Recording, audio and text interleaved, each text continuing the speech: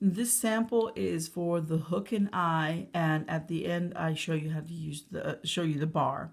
For this you need, I'm using a sample piece of muslin that is 7.5 inches wide by 2.5 inches long. And I'm going to press in the ends about anywhere between 1/2 inch, 3/4 of an inch. And that's what I'm doing on both sides here. And then each side, we'll pretend that this is a little garment and, we're either overlapping or butting up seams. Now, when you use a hook and eye, you are butting up seams like this. They butt against each other. If you use a hook and bar, then the condition would be that the garment is overlapping. These are closures. So again, the hook and eye is going to be a treatment where seams butt up to each other. So what we're going to do, and I've kind of started some things, is I'm going to start with the hook. The hook, and you see I put a pin there to hold it in place. It gets a little prickly, so I'm probably going to remove it as fast as I can. You want to set the hook, I'm going to say it's about 1/8 of an inch, or maybe even, I don't know, 1/8 of an inch away from the edge. And you're going to sew around these 2 loops back here, the one that I have the needle on, the straight pin. And then you're also going to sew across underneath this hook part, across there, to hold it in place, because otherwise the hook tends to want to swing. So I'm going to get my thread, I think. Here we go. So now usually the hook goes on the top layer. And again, if it's the part that shows, we don't want to do a lot of stitches on the other side. And so at least one time, especially on the loops in the back of the hook, you want to go through the fabric and take a prick stitch to the front so that it doesn't gap out your garment while you're wearing it.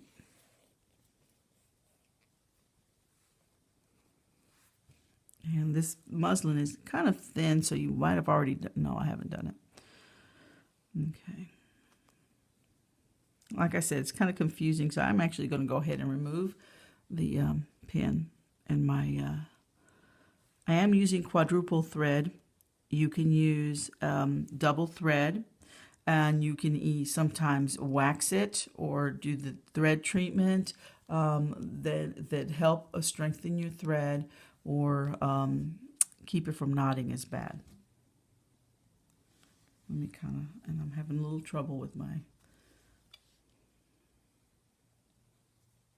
Okay, so I'm going to go ahead and through and take that prick stitch to the front. And so I'm putting my needle near and kind of at an angle to where the bottom loop is. And then I'm going to turn it over, and again, I'm just going to set the needle back in near where that stitch came out and bring it back to the other side, so that on this side we only have a little prick stitch. And if you had, again, matching color, that would not even show. I'm actually going to get rid of this thread so you can clip my knot thread so you can kind of see what's going on. Okay, you want to sew enough times around the loop to fill it up. Now, I kind of started a little further back, so I'm actually going to go back. Oh, well, I should have started back here. So fill it up. That's all I have to say. I'm going to travel underneath the thread between the layers to my next eye or loop section. And, just check your position of your hook constantly, because it can twist. If it twists, sometimes it doesn't close the garment properly. So here we go.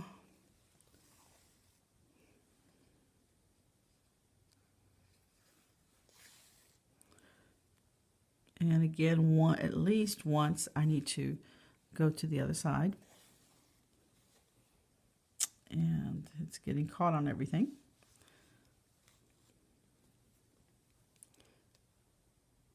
Oops, I'm sorry.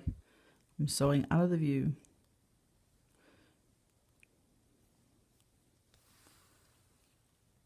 Okay. And I'm going to finish up here.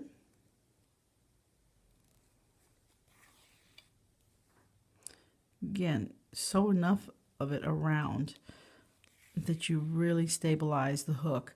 Like I said, I kind of should have started back here, back on this side, so that I would have had enough loopage. Okay, I'm going to go travel my needle through the layers. I'm putting my needle in by the eye, and I'm going to come up by the end of the hook. Okay, and this is where I begin to put my thread under the hook and into the fabric.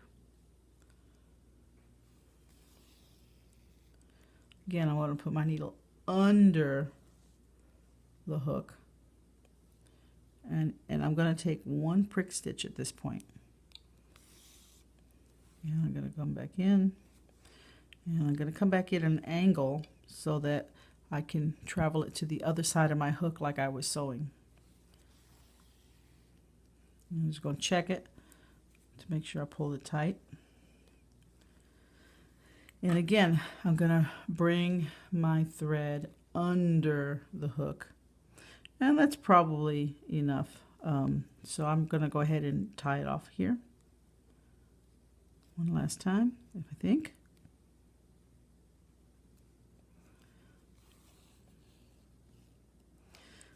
And you want to tighten it enough to where that you don't have a lot of loose threads underneath there.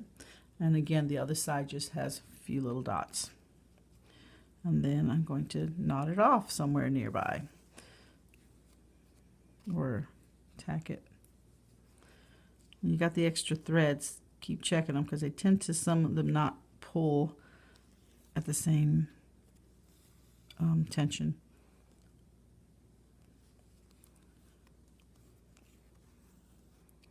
Okay. Now, when you get to the other side, when you get to the eye, you want to place the eye just past the edge of your fabric, because your hook is going to connect with it and hopefully butt up, just so. So now I've already started. You already know that you have to sew around the loops. Let me get my little pointer thing here. You sew around the loops, but there's something else you have to do to this, because if you don't do it, again, it'll tend to swing. You have to sew onto the this little edge right here. And, you know, depending on whether it's something that's going to show, you don't want to take giant stitches on the back side. So again, I'm going to travel my thread, my needle through the layers in between till I get to that point that I want to sew. And there we go. Well, it's not going. All right.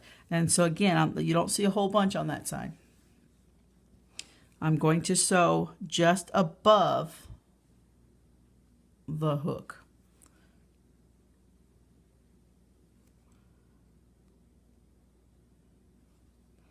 And it kind of gets a little tricky because it's so small. And some small hooks are even smaller than this. So you see I'm going over this edge. And I'm also going to go to the other side and do the other edge.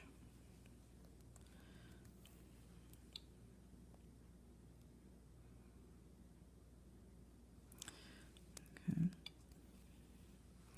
And, you know, at least on one of these sides, you want to go all the way through. Again, take a prick stitch all the way through to the other side. Oh, it looks like I accidentally already took one, but that'll work. Because muslin is kind of thin. Sorry. So once you have those sections above the hook sewn down, you can just come somewhere next to it and knot it off, and you'll be done. And I know this one's a little longer video, but there's a little more pieces to it. Okay. So when we close it, we hook it on there, and you notice that the seams butt to each other. And of course, you know, those would be matching thread. You won't see that as much. And I also want to show you the bar. The bar, it's the same thing. You sew all the way around the edges. And of course, if this was this was used when you have something overlapping. So I would use that hook and I would snap it, and you notice the overlap that happens. And depending on where you set the bar is how much it overlaps. If I set the bar way in here, you know, way over here, then my bar is going to overlap that much. Okay, that's the hook and eye and the bar.